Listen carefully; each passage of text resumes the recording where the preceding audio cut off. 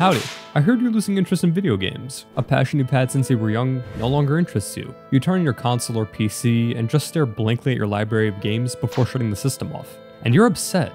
You want to love video games again the way you did when you were a wee lad. Well, I want to help you out with that. But fair warning, the answer might not be one you're willing to accept. And that's okay, because as long as you hear the truth, it'll reach you eventually.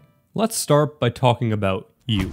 I want you to think real hard about your favorite games. And I'm not talking about games you've played once or twice and consider masterpieces. I'm talking about games that you've played for hundreds, maybe even thousands of hours. Games that you know in and out better than anyone. Now, I want you to compare the aspects of these games with each other, and notice the similarities. There's a good chance that these games fall into the same genre of one another, and if they don't, there's a chance that they only fall into 2, maybe even 3 different genres. You see what I'm getting at here? The reason you've fallen out of love with video games is because you've been playing the same kind of game for many years, just with a different title plaster on the front. You'll go to the store, whether physical or digital, and look through the wide array of games available. You'll pass by the ones you think you won't care for, and head straight for the ones you believe you will. You'll buy one of these games, play it for a few hours, and lose interest enough to never want to play it again.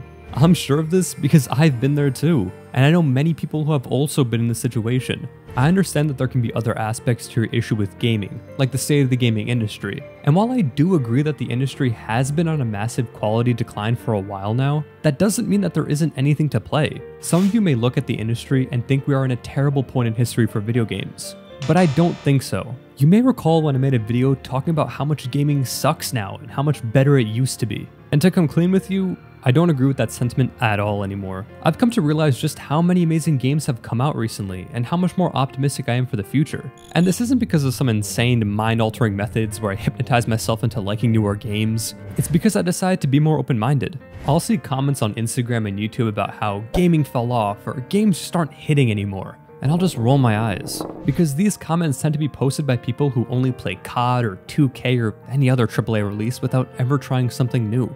It's also a shame too, because I have actively made people think this way with the current state of gaming video, which I'll be privating once this video is uploaded. This mindset is a terrible one to have, because there are so many amazing and engaging games to play, but you just gotta give them a shot. People will play a new release from a AAA studio knowing full well that they might not like it, but won't give a chance to a game that's different from anything they've ever played. And this is something that I want to show with examples that have happened in my own life. Rewind to 2017. My birthday was coming up and I wanted a new game to play, but I was tired of the same old first and third person shooters releasing every single year. I found an article talking about some amazing games that have come out during the year, and as I scrolled through the list, I came across a game that caught my eye, Persona 5, an anime turn-based JRPG. Oh boy, 3 things I really don't care for in games. But for whatever reason, I felt compelled to play it. So when my birthday rolled around, Persona 5 was in my PS4 library, and I started a journey I felt like I wouldn't really enjoy.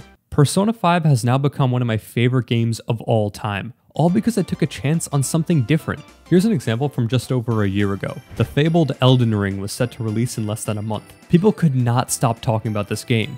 At the same time, my friend had started playing another FromSoft game titled Bloodborne, and he was really enjoying it, enough so that I started becoming a little interested in the game myself. I was a bit hesitant because this is a FromSoft game, a name synonymous with difficulty. For years, I felt that I wouldn't be able to even get past the first level in a FromSoft title, let alone beat the entire game. I put those feelings to the side and downloaded the game. Since playing Bloodborne, I've beaten it 3 times. I've also played and beaten Dark Souls 1, Dark Souls 3, and Elden Ring many times. The last example happened not even a month ago. Same situation, same loss of interest. It was the start of not E3, where all these companies got together to show off these new games. Well, not together, but you know.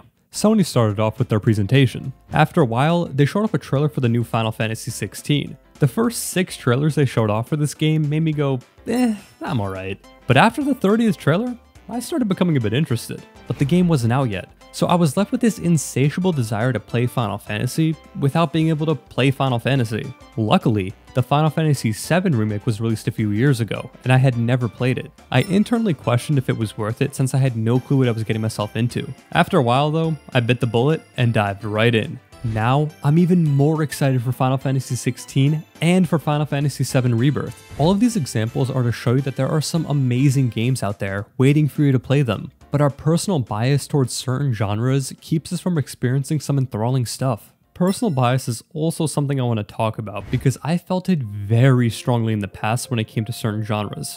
Let's use an example. Let's discuss the gameplay loop that I think the average person doesn't really like. Turn-based gameplay. Now I get it, it is definitely not the most engaging way to take down enemies. I felt this way in the past as well. However, ever since I played Persona 5, turn-based combat doesn't bother me at all anymore. I'm actually even more willing to try out turn-based games now than ever before. This is where personal bias stops us from experiencing some memorable games. We think we won't like certain games. Emphasis on think. Because there's a good chance we haven't even given games in certain genres a shot. And even if we have, we also write off all games in a specific genre because one didn't stick with us. I actually used to be this way with games that took place in a fantasy setting. Some people may buy games in genres that they like, knowing that they won't like these games, but will flat out refuse to try something out of their comfort zone. You have to be more open-minded. Not to mention that if you end up enjoying games that aren't the typical titles in your lane, you'll have so much more to be excited about in the future. If all you play is shooters, the only thing you'll ever be excited for is shooters.